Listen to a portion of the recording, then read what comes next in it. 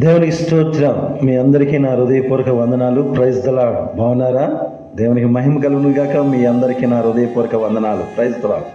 అయితే ప్రాముఖ్యంగా ఈరోజు వాక్యంలోకి వెళ్ళే ముందు ఒక ఉదాహరణగా తగ్గింపుకు సాదృశ్యాన్ని నేను చూడాలని ఆశపడుతున్నాను. అది ఏమనగా ప్రభు మాట ఒక మాట చెప్తున్నాడు. ఏంటంటే యాకోబు 4:10 చెప్పిన మాట, ప్రభు దృష్టికి మిమ్మును మీరు తగ్గించుకునుడి, అప్పుడు మిమ్ముని హెచ్చించును. ప్రభు దృష్టిలో మనం తగ్గించుకునే స్వభావం కలగాలి. ప్రభు దృష్టికి మనం ఎంత తగ్గించబడితే ఎంత ఆశీర్వదించబడతామంటే ఈ వాక్యం ద్వారా చెప్పబడుతుంది.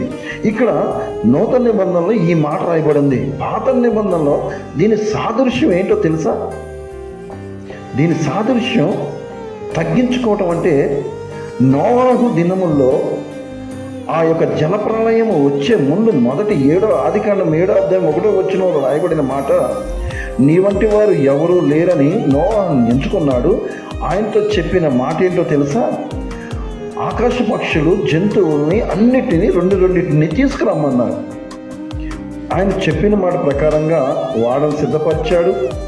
వాడను సిద్ధపరిచి రెండింటిని పిలిపి అన్నీ లోపలికి వస్తూ ఉండగా నాకు ఒక సందర్భం కనబడుతుంది. అక్కడ ఏనుగులు, జిరాఫీ, ఎలిఫెంట్స్, జీబ్రా, టైగర్స్ అన్నీ వస్తున్నాయి.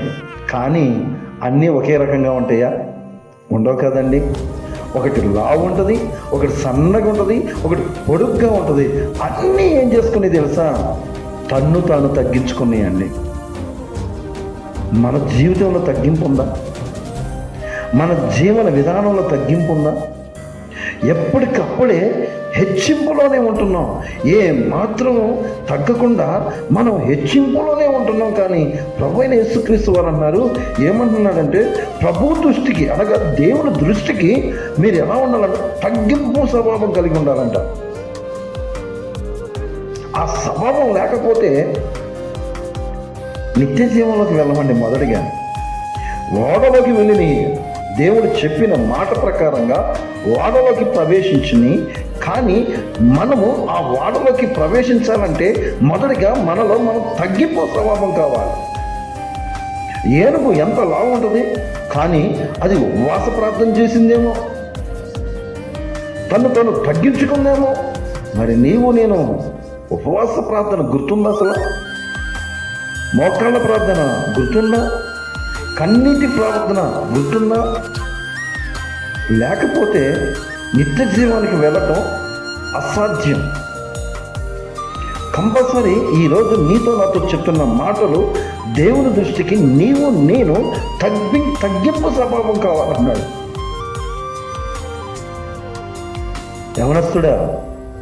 యవనస్తురాలా, నీలో తగ్గింపు ఉంటే నీ చదువులోను, నీ మార్గంలోను, నీ ఉద్యోగాల్లోనూ అన్నిటిలో ఆశీర్వదించబడతావు. తగ్గింపు స్వభావం కలిగి ఉండాలని కోరుకుంటూ ఈ చిన్న మాటలు దేవుడు దీవించి ఆశీర్వదించును గాక. ప్రార్థన చేసుకుందాం.